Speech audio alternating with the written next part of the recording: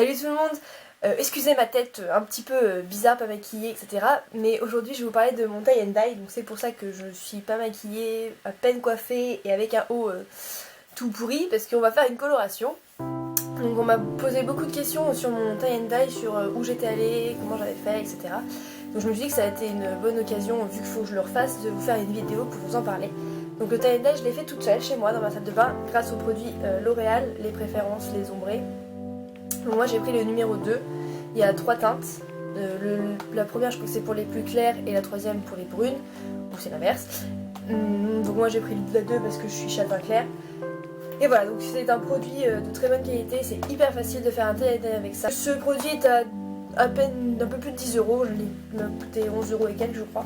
Un tie and dye vous coûtera 70 € chez le coiffeur et 11 € dans votre salle de bain. Et c'est vraiment un produit très simple à utiliser.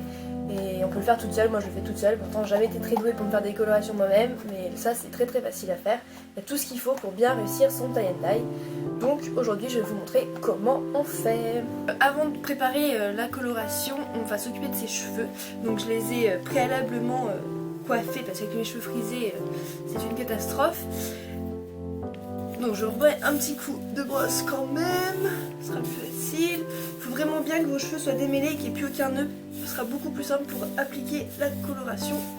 Donc après ce que je vais faire c'est que je vais diviser mes cheveux en 2 parties. Donc le plus droit possible. Alors oui j'ai une mèche en principe, donc c'est pas grave, je vais quand même la séparer et comme ça au pire il y aura un petit peu de blond sur le bout de la mèche, c'est pas très grave. De toute façon le tie and dye ne commence qu'à partir de l'oreille.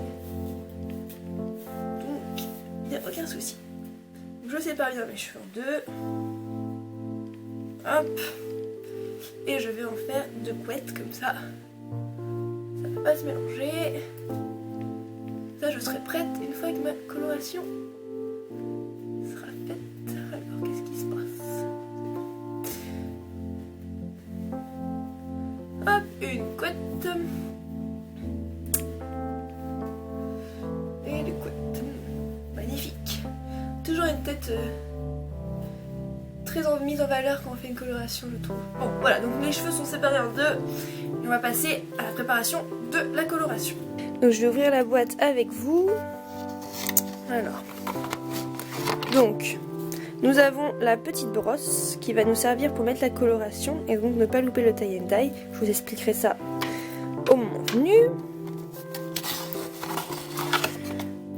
Nous avons ensuite la crème révélateur, donc 2 couleurs.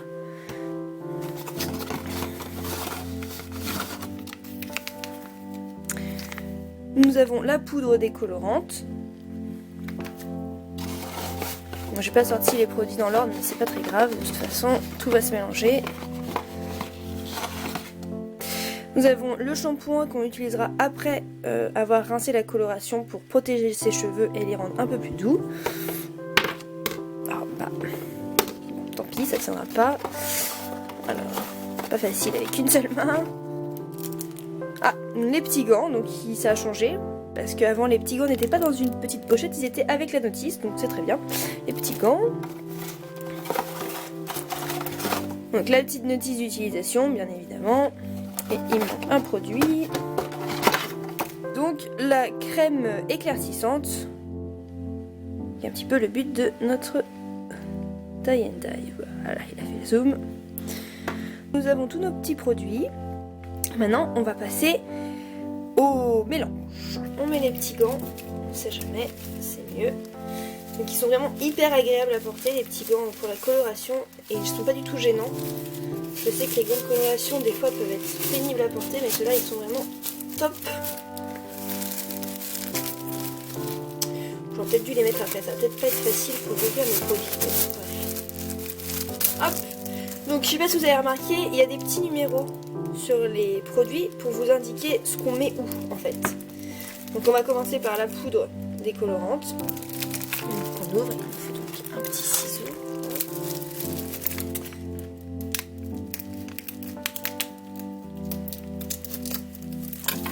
Là je l'ouvre pas forcément en entier, de toute façon ça passe bien, c'est pas le problème.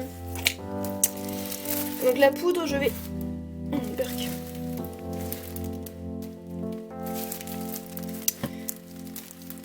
Donc la poudre, je vais la mettre dans le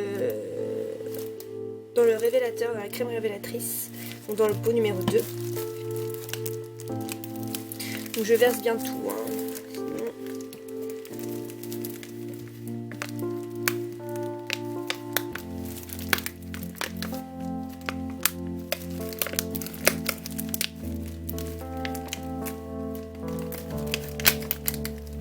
Hop. Là.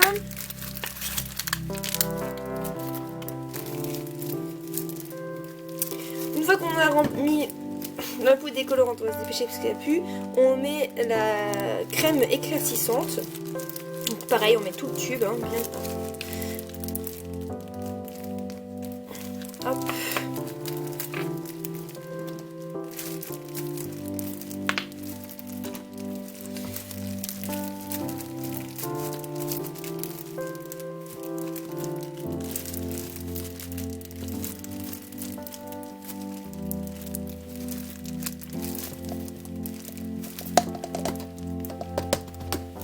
C'est le plus pénible à mettre parce que la crème... Hop. Là. Je referme, c'est pas partout. Et une fois que tout est mis, on referme le flacon correctement. Et on secoue verticalement et horizontalement pour bien mélanger le produit. C'est la partie la plus importante. Alors fais attention à ne pas faire de trop rouge pour pas que ça explose non plus. C'est dommage.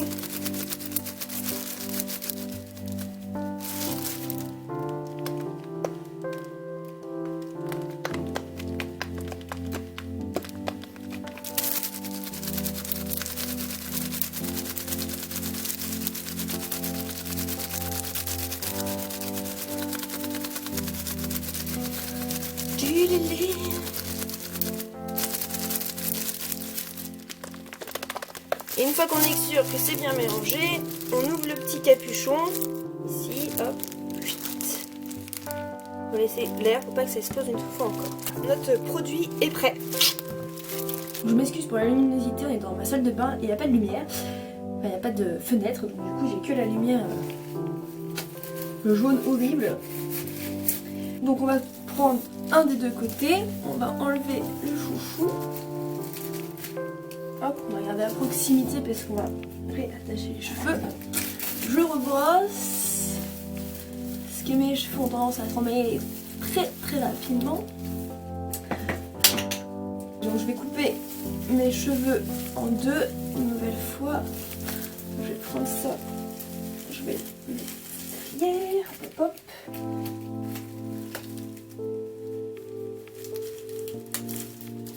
Donc voilà, il me reste un bout de cheveux, c'est très bien. Je vais ressecouer ça un petit peu. Voilà. Ok. Donc maintenant, je mets mon produit sur ma petite brosse. J'appuie bien, j'en mets partout. J'hésite pas surtout. Oups. Une fois que j'en ai bien mis partout sur ma petite brosse. Là.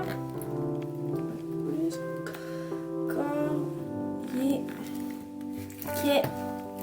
Donc je prends ma mèche de cheveux, ça sent fort, hein.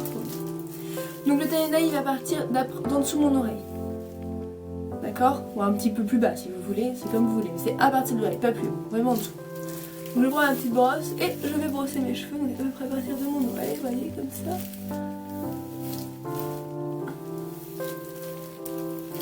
Hop, je mets bien tout.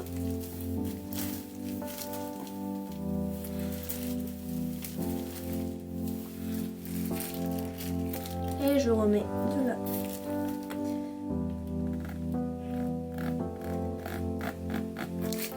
Crème et je recommence. Je remets bien.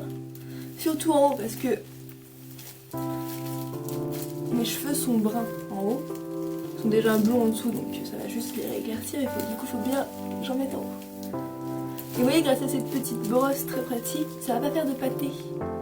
Du coup la couleur sera bien répartie. Donc voilà. Et puis on continue comme ça jusqu'à temps qu'on ait fait toutes les mèches.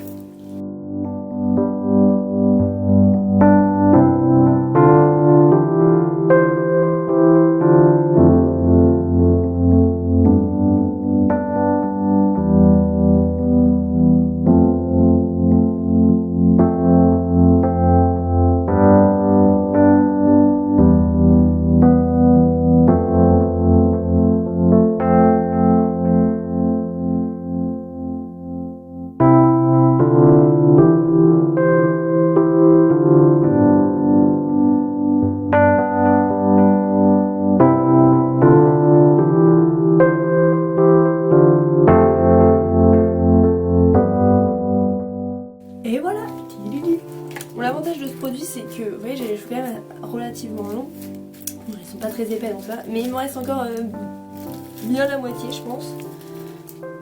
Ouais, il me reste au moins un quart de produit encore. Donc soit vous en mettez plus parce que vous voulez vraiment que ce soit très très bon. Soit voilà, on passe un petit peu vite fait comme ça. Hop, j'ai pas oublié de cheveux, non, bon.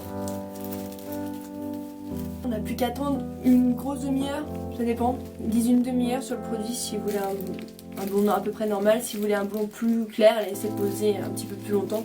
Dépassez pas les 45 minutes je pense. Mais moi je vais laisser ça 35 minutes à peu près. Voilà, c'est parti pour l'attente. Ça fait plus d'une demi-heure que j'attends, que je laisse poser tout ça. Donc je vais d'abord rincer mes cheveux. D'abord commencer par le côté gauche vu que c'est le premier que j'ai fait, puis le côté droit. Et ensuite j'utiliserai donc le petit produit numéro 4 qui est un petit shampoing nourrissant pour éviter d'avoir les cheveux tout secs et très abîmés par la coloration. Donc je vous retrouve juste après, une fois que mes cheveux seront rincés et secs pour vous montrer le résultat. Les cheveux sont rincés et secs, donc vous pouvez bien voir mon tie and dye, mes petites mèches blondes, ça y est. Et vous pouvez remarquer qu'il n'y a pas de délimitation nette. Je sais que c'est ce qui inquiète beaucoup de personnes qui font leur tie and dye eux-mêmes. Non, il n'y a pas de délimitation nette, c'est vraiment un truc qu'on ne veut pas pour un tie and dye, de bien avoir la trace. Donc grâce à la petite brosse comme ça, en brossant vos cheveux, c'est vraiment ce qui fait le côté un peu flou et donc qui donne cet effet naturel, genre j'ai mes cheveux qu'on éclaircit au soleil. Donc bien sûr c'est une coloration donc ça abîme les cheveux et je vous conseille de faire des bons masques pendant une semaine pour réparer vos cheveux qui ont bien souffert pendant cette décoloration et puis bien sûr continuer à bien les entretenir avec le temps et surtout mettre des produits pour les cheveux blonds au moins au bout, de faire de temps en temps des après-shampoings ou des masques que pour les cheveux blonds pour pas qu'ils jaunissent et qu'ils fassent moche. Donc voilà, j'espère que cette petite vidéo tie and dye vous a plu. Si c'est le cas, n'hésitez pas à mettre un petit pouce. Et si vous avez des questions, n'hésitez pas à me laisser un petit commentaire ou à m'envoyer un message, je serai ravie de vous répondre et de vous aider. Prenez soin de vous et je vous dis à très bientôt. Salut tout le monde!